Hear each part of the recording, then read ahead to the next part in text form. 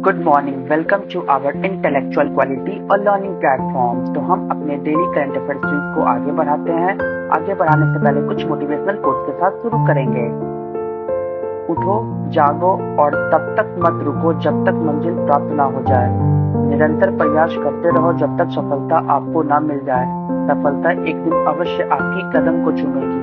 तो चलिए हम अपने डेली करंट अफेयर सीरीज की ओर आगे बढ़ते हैं। 6 अक्टूबर 2023 के सारे करंट अफेयर्स को डिटेल में कवर करेंगे, तो वीडियो के अंत तक बने रहिएगा और इसे लाइक शेयर सब्सक्राइब करिएगा। क्वेश्चन नंबर 1 में चलते हैं। Basohli pashmina craft which recently received GI tag is related to what? Basohli pashmina शिल्प जिसे हाल ही में जीआई टैग प्राप्त हुआ है किससे संबंधित है? तुम्हारा राइट आंसर हो जाएगा जम्मू कश्मीर राज्य से। जम्मू कश्मीर राज्य से संबंधित है। ये क्या है? तो ये एक बशोली पश्मीना को दिया गया जीआई टैग है। इसके बारे में जानते हैं क्या है ये। जम्मू कश्मीर के कठुआ जिले के 100 साल से अधिक पुराना पारंपरिक शिल्प बशोली पश्मीना का भौगोलिक संकेत जीआई टैग मिला है। ये बशौली पश्मीना एक हाथ से काटा गया उत्पाद है जो अपनी अत्यधिक कोमलता, सुंदरता और हल्के वजन के लिए जाना जाता है। इसमें इंसुलेशन गुण होते हैं। ये बशोली पश्मीना कहाँ का है? तो जम्मू कश्मीर का है। अभी हाल ही में इसे जीआई टैग प्रदान किया गया है। लगभग ये 100 साल पुराना ट्रेडिशनल क्राफ्ट है जो कठुआ डिस्ट्रिक्ट ऑफ जम्मू कश्मीर में पाया जाता है। वहां पे इसे बनाया जाता है हैंडमेड। क्वेश्चन नंबर 2 में चलते हैं। हाल ही में 19वें एशियाई खेलों में तीरंदाज स्पर्धा में पहली बार स्वर्ण पदक किसने जीता है? Who has won the gold medal for the first time in the archery event in the 19th Asian Games recently? तुम्हारा राइट आंसर हो जाएगा ज्योति सुरेखा और ओजास देवताले। ये दोनों अभी हाल ही में गोल्ड मेडल जीते हैं। किस क्षेत्र में? तो आर्चरी इवेंट में। कहाँ पे ये हो रहा है? तो चाइना के होंगजाओ में। चाइना के होंगजाओ में अभी 19th एशियन गेम चल रहा है और इसमें हमारे इंडियन टीम ज्योति सुरेखा और उजास देवताले को गोल्ड मेडल से सम्मानित किया गया है। और ये पहली बार ऐसा हुआ कि स्वर्ण पदक से सम्मानित किया गया, स्वर्ण पदक जीते हैं। कौन कौन है? तो ये है ज्योति सुरेखा और ये है उजास देवताले। 19वें एशियाई खेलों को तीरंदाज स्पर्धा में ज्योति सुरेखा वेनम और उजास देवताले की जोड़ी ने कोरिया की सी तो चेवान और जू जाहून को 159-158 से हराकर स्वर्ण पदक जीता है। तीरंदाज में यह भारत का पहला गोल्ड है।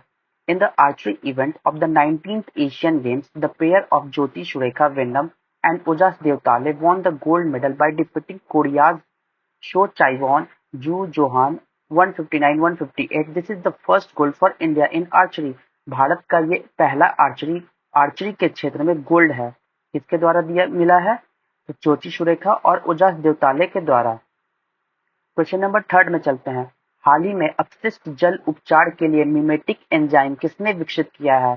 Who has recently developed mimetic enzyme for waste water treatment? Waste water treatment के लिए मिमेटिक एंजाइम्स डेवलप करने वाला हमारा राइट आंसर हो जाएगा IISc Bangalore, Indian institute of science Bengaluru के द्वारा मिमेटिक एंजाइम्स को डेवलप किया गया है। इसमें क्या होगा? ये जितने भी इंडस्ट्रियल इन्फ्लुएंस यानी कि वेस्ट वाटर है, वेस्ट वाटर को मिमेटिक एंजाइम के मदद से in the presence of sunlight 10 minute तक छोड़ने के बाद ये क्लीन वाटर में कन्वर्ट हो जाता है। देखिए जैसा कि आपको फिगर में दिख रहा है, ये इंडस्ट्रियल वेस्ट वाटर है। इसको 10 मिनट हम लोग सनलाइट के प्रेजेंस में छोड़ दिए और मिमेटिक एंजाइम्स की मदद से ये वाटर कन्वर्ट हो गया क्लीन वाटर में। तो जानते हैं क्या प्रोसेस होता है। जब नैनो पीटीए अपशिष्ट जल के संपर्क में आता है तो अणु में मौजूद बेंजीन के छल्ले और लंबी एल्काइल श्रृंखलाओं कई गैर सहसंयोजक अतः क्रियाएं बनाती है। व्यक्तिगत नैनो पीटीए अणु एक साथ जुड़कर टेप जैसी संरचना बनाते हैं जो प्रकाश उत्सर्जित करना शुरू करते हैं, जो इसकी ऑक्सीकरण क्षमता का मूल है। इंग्लिश में समझते हैं। देखिए, जब nano PTA comes in contact with waste water के संपर्क में नैनो पीटीए आता है तो ये बेंजीन रिंग्स फॉर्म कर देता है। बेंजीन का एक रिंग्स बनाता है, छाले बनाते हैं और लंबे लंबे एल्कलाइन चेन बनाते हैं जो प्रेजेंट होते हैं उस मॉलिक्यूल के फॉर्म में। न्यूमरस नॉन कोन्वेलेंट इंट्रैक्शन के फॉर्म में वो प्रेजेंट होते हैं इस नैनो पीटीए में। जैसे ही वो वाटर के साथ रिएक्ट करके बेंजीन रिंग्स का फॉर्मेशन करते हैं और लॉन्ग एल्कलाइन चेन का फॉर्मेशन करते हैं। इसमें individual nano PTA molecules join together आपस में ज्वाइन होते हैं और टेप लाइक स्ट्रक्चर को फॉर्म करते हैं ताकि इससे एक लाइट को इमर्ज किया जा सके, इमिट किया जा सके और जिसकी मदद से हम लोग जो वेस्ट वाटर को क्लीन वाटर में कन्वर्ट करते हैं, जो ओरिजिनेट होते हैं ऑक्सीडेशन एबिलिटी क्षमता को करने के लिए। देखिए, भारतीय विज्ञान संस्थान इंडियन इंस्टीट्यूट ऑफ साइंस के सामग्री अनुसंधान केंद्र एमआरसी के वैज्ञानिकों ने नैनो-पीटीए नामक एक नए प्रकार का एंजाइम मिमेटिक विकसित किया है, जो सूर्य के प्रकाश की उपस्थिति में औद्योगिक अपशिष्ट जल में जहरीले रसायनों को प्रभावी ढंग से नष्ट कर सकता है। Destroy toxic chemicals in industrial waste, जो इंडस्ट्रियल वेस्ट में जो प्रेजेंट होते हैं टॉक्सिक केमिकल, उसको नष्ट कर देता है in the presence of sunlight. कौन सा? तो नैनो पीटीए पार्टिकल्स को बनाया गया, डेवलप किया गया है Indian institute of science Bengaluru के द्वारा, आईआईएससी बेंगलुरु के द्वारा ये स्टार्ट किया गया है। चलिए क्वेश्चन नंबर 4 में चलते हैं।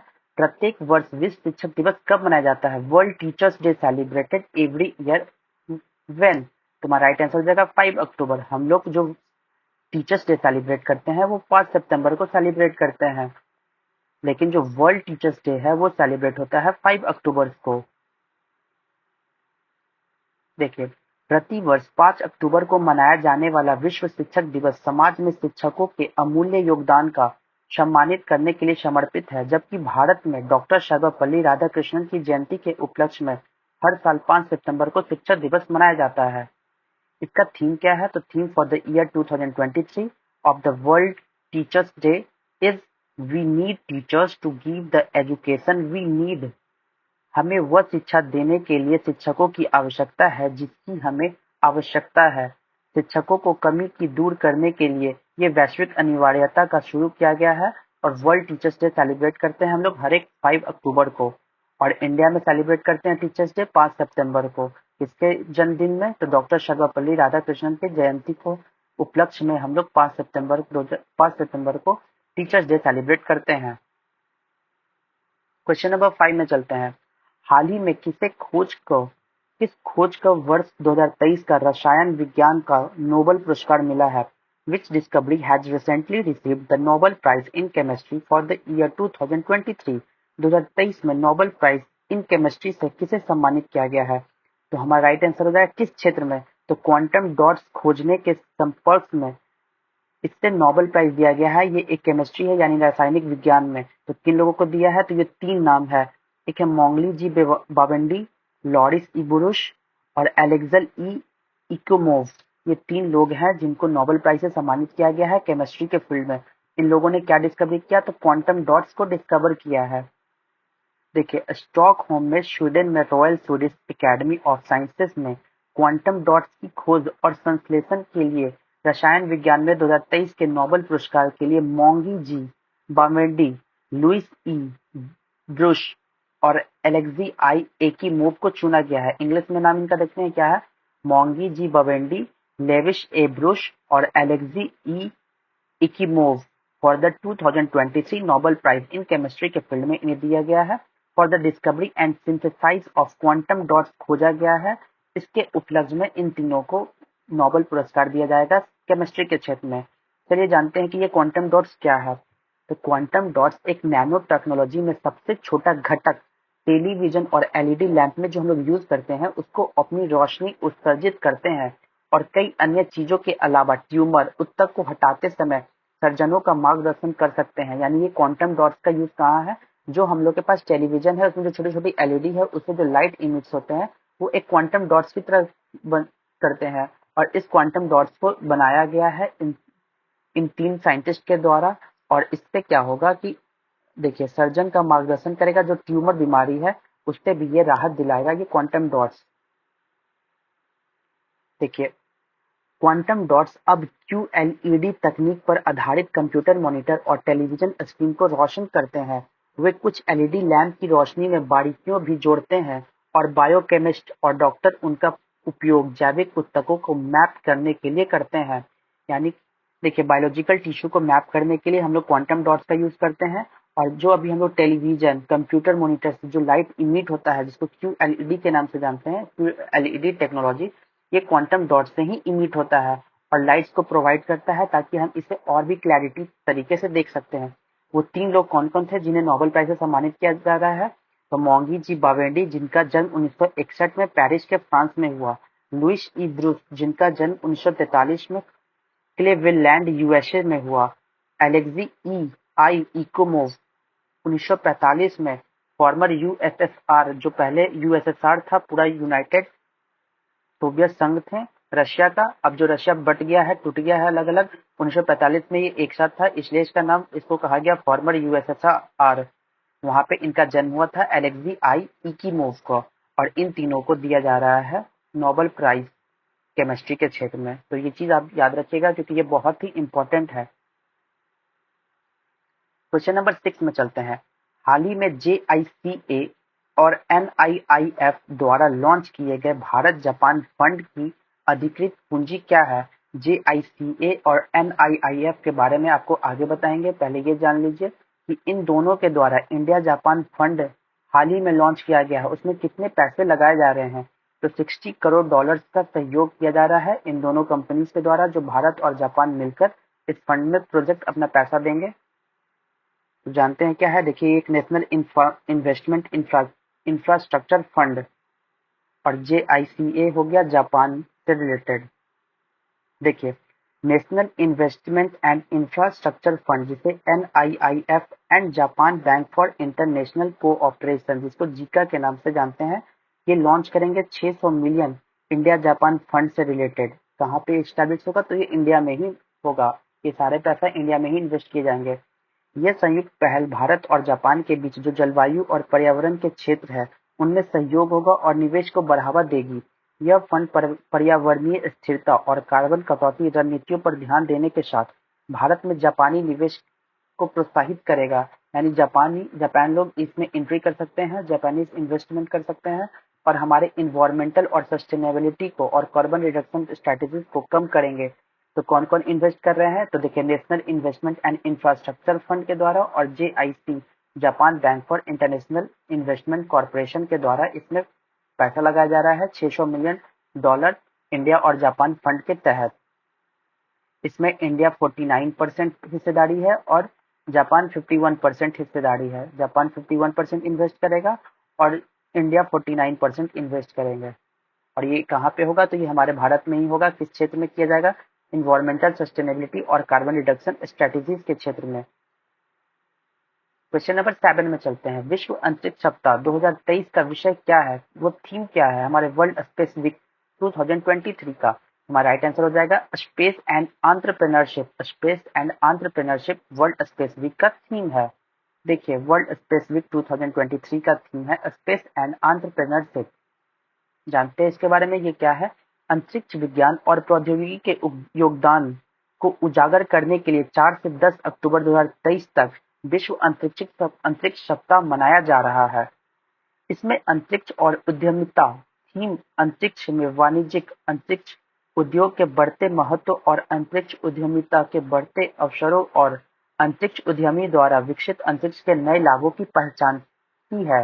देखिए, the space and entrepreneurship theme है हमारे इस स्पेस वर्क स्पेस वीक चल रहा है उसका। इसमें रिकॉग्नाइज किया जाएगा growing importance of the commercial space. जो हमारा कॉमर्शियल स्पेस है यानी प्राइवेट कंपनीज, तो उनको बढ़ावा दिया जाएगा स्पेस इंडस्ट्री में, इन स्पेस के क्षेत्र में, एंड द ग्रोइंग अपॉर्चुनिटी बढ़ाया जाएगा for space entrepreneurship and new benefits of space develop by space entrepreneurship. जो स्पेस एंटरप्रेन्योरशिप बनना चाहते हैं उनको ये बढ़ावा दिया जाएगा। ये थीम है हमारा 4 से 10 अक्टूबर 2023 तक ये आयोजित किया जा रहा है, इसको ऑब्जर्व किया जाएगा। क्वेश्चन नंबर 8 में चलते हैं। हाल ही में ICC द्वारा पुरुष क्रिकेट विश्व कप 2023 के लिए वैश्विक राजदूत के रूप में किसे नामांकित किया गया है? Who has recently been named as the global ambassador for the Men's Cricket World Cup 2023 by ICC? जो आज से कल से मैच स्टार्ट हो चुका है 5 अक्टूबर से, उसका ब्रांड एम्बेसडर किसे नियुक्त किया गया है? तुम्हारा राइट आंसर हो जाएगा सचिन तेंदुलकर, जिसे मास्टर ब्लास्टर ऑफ क्रिकेट कहा जाता है। वो हमारे Sachin Tendulkar, also known as god of the cricket, इन्हें क्रिकेट का भगवान भी कहा जाता है। यह है सचिन तेंदुलकर जी, इनको ग्लोबल ब्रांड एम्बेसडर बनाया गया है men's cricket world cup 2023 by ICC के द्वारा।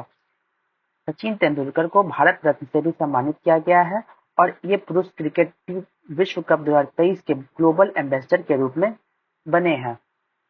इस ICC पुरुष क्रिकेट विश्व कप 2023 की शुरुआत 5 अक्टूबर को अहमदाबाद के नरेंद्र मोदी स्टेडियम में गत चैंपियन इंग्लैंड और न्यूजीलैंड के बीच मुकाबला से होगी, जो कि स्टार्ट हो चुकी है, जिसमें न्यूजीलैंड ने इंग्लैंड को 9 विकेट से हराया और ये 9 विकेट से जीत गया है। New Zealand won by 9 wicket, defeated to England को हराते हुए। तो कल का मैच कौन जीता है? तो न्यूजीलैंड जीता है। क्वेश्चन नंबर 9 में चलते हैं। हाल ही में चर्चित प्रोजेक्ट उद्धव किससे संबंधित है? Project Udbhav related to which options? तो हमारा राइट आंसर हो जाएगा इंडियन आर्मी। इंडियन आर्मी से प्रोजेक्ट उद्धव संबंधित है। तो जानते हैं इसके बारे में कि ये क्या है। देखो, भारतीय सेना ने United service institute of India के सहयोग से स्टेट्समैनशिप के विचारों को फिर से खोजने के लिए प्रोजेक्ट उद्धव नामक एक पहल शुरू की है। देखिए, the Indian army in collaboration with the United service institution of India has launch an initiative named. ये एक इनिशिएटिव को दिए हैं जिनका नाम प्रोजेक्ट उद्धव होगा, जो रीडिस्कवर करेंगे, मतलब कि फिर से डिस्कवर करेंगे आइडियाज ऑफ स्टेट्समैनशिप। जो स्टेट्समैनशिप है उनकी आइडियाज को फिर से डिस्कवर किया जाएगा। देखिए, प्रोजेक्ट उद्धव का पर्पस क्या है तो हम जानेंगे। The aim is not just limited to rediscovering these narrative. इसका उद्देश्य ये नहीं है कि हम बस डिस्कवर करेंगे, बट ऑल्सो साथ साथ ये भी है कि to develop an indigenous strategic vocabulary. हम लोग खुद से एक स्ट्रेटेजी को डेवलप करेंगे ताकि deeply rooted in India's multi dimensional philosophical and cultural tapestry, बहुआयामी दार्शनिक और सांस्कृतिक टैपेस्ट्री में गहराई से निहित करेंगे। इसका खोज करेंगे और इसको और इम्प्रूव करने की कोशिश करेंगे। तो प्रोजेक्ट उद्भव क्या है ये आप जान गए हैं। ये एक इंडियन आर्मी के द्वारा कोलैबोरेट किया जा रहा है। इस डेली करंट अफेयर्स का last question, RuPay domestic card scheme agreement between India and which country? Bharat और किस देश के द्वारा रुपे डोमेस्टिक कार्ड स्कीम को एग्रीमेंट यानी समझौता किया गया है? तुम्हारा राइट आंसर हो जाएगा यूएई। यूएई के साथ अभी हाल ही में रुपे डोमेस्टिक कार्ड स्कीम्स को एग्रीमेंट यानी समझौता कर लिया गया है। देखिए, NPCI national payment corporation of India की पूर्ण स्वामित्व वाली सहायक company NPCI international payments limited ने संयुक्त अरब अमीरात में घरेलू कार्ड योजना डीसीएस कार्यान्वयन के लिए एल अतिहाद पेमेंट्स ईपी के साथ एक रणनीतिक साझेदारी समझौता किया है। एनपीसीआई ने जिसका फुल फॉर्म है national payment corporation of India limited, a wholly owned subsidiary है पूरी तरीके से national payment corporation of India का, एनपीसीआई का, जो इस्टेब्लिश मतलब जो इंटर करेगी एक स्ट्रेटेजिक पार्टनरशिप किसके साथ? तो यूएई के साथ, विद अल एतिहाद पेमेंट्स को लेकर for domestic card schemes implementation in UAE में। यूएई में भी अब हम लोग रुपे क्रेडिट कार्ड्स को यूज कर सकते हैं। रुपे एक इंडिजीनियस है और हाईली सिक्योर और widely accepted card payment network in India. पूरे भारत में रुपे क्रेडिट कार्ड को ज्यादा यूज किया जाता है और ये स्वदेशी है जो हम लोग खुद बनाए हैं। हाईली सिक्योर और अत्यधिक सुरक्षा और व्यापक रूप से स्वीकृत कार्ड भुगतान नेटवर्क है। तो रिवीजन बैच में चलते हैं। 5 अक्टूबर 2023 के सारे रिवीजन करंट अफेयर्स को डिटेल में कवर करेंगे, समझने की कोशिश करेंगे। हाल ही में नौसेना के उप प्रमुख के पद पर तरुण शोप्ती जी को नियुक्त किया गया है। क्वेश्चन नंबर 2, हाल ही में चीन बेल्ट रोड इनिशिएटिव के तहत दक्षिण पूर्व एशिया की पहली high speed rail whoosh Indonesia launch करेगी। भारत और बांग्लादेश की सेनाओं के बीच संयुक्त अभ्यास संप्रीति 11 कहाँ शुरू हुआ है? तो मेघालय में शुरू हुआ है। भारत और बांग्लादेश का ज्वाइंट एक्सरसाइज जिसे संप्रीति 11 के नाम से जाना जाता है। क्वेश्चन नंबर 4, भारतीय नौसेना का नवाचार और स्वदेशीकरण सेमिनार स्वावलंबन 2.0 कहाँ शुरू होगा? तो नई दिल्ली में शुरू होगा। क्वेश्चन नंबर 5, भौतिकी में नोबेल पुरस्कार 2023 में किसे सम्मानित किया जाएगा? तुम्हारा राइट आंसर हो जाएगा पियरी एगोस्टिनी, फेरेंच क्रॉस और एन एल हुलियर को सम्मानित किया जाएगा नोबेल प्राइज इन फिजिक्स के क्षेत्र में। इन 3 लोगों को सम्मानित किया जाएगा। क्वेश्चन नंबर 6, हाल ही में किस राज्य ने स्वच्छ भारत मिशन चरण 2 के तहत 100% ओडीएफ जो खुले में शौच करना था वो सब हटा दिया गया है और 100% अचीवमेंट को हासिल कर लिया गया है? इसके द्वारा तो हमारा पड़ोसी देश राज्य उत्तर प्रदेश, देश नहीं ये राज्य है हमारा भारत राज्य उत्तर प्रदेश। क्वेश्चन नंबर 7 में चलते हैं। हाल ही में 2023 का सबसे मूल्यवान भारतीय ब्रांड कौन बन गया है? तो टाटा कंसल्टेंसी सर्विस टीसीएस अभी हाल ही में 2023 का सबसे मूल्यवान भारतीय ब्रांड बन चुका है। क्वेश्चन नंबर 8 में चलेंगे। हाल ही में देश के पहले कार्टोग्राफिक संग्रहालय का उद्घाटन किस राज्य में किया गया है? कार्टोग्राफिक का मतलब है कि स्टडी ऑफ मैप से रिलेटेड। स्टडी ऑफ मैप से रिलेटेड इसका म्यूजियम कहाँ आयोजित किया गया है? तो उत्तराखंड में, उत्तराखंड राज्य में स्थापित किया गया है। क्वेश्चन नंबर 9 में एचपी ने भारत में क्रोमबुक के निर्माण के लिए किसके साथ सहयोग किया है? तुम्हारा राइट आंसर हो जाएगा गूगल। गूगल के साथ एचपी ने कोलैबोरेट किया है, मैन्युफैक्चर करेगा क्रोमबुक इन इंडिया। कहाँ? तो भारत में गूगल के साथ समझौता किया है।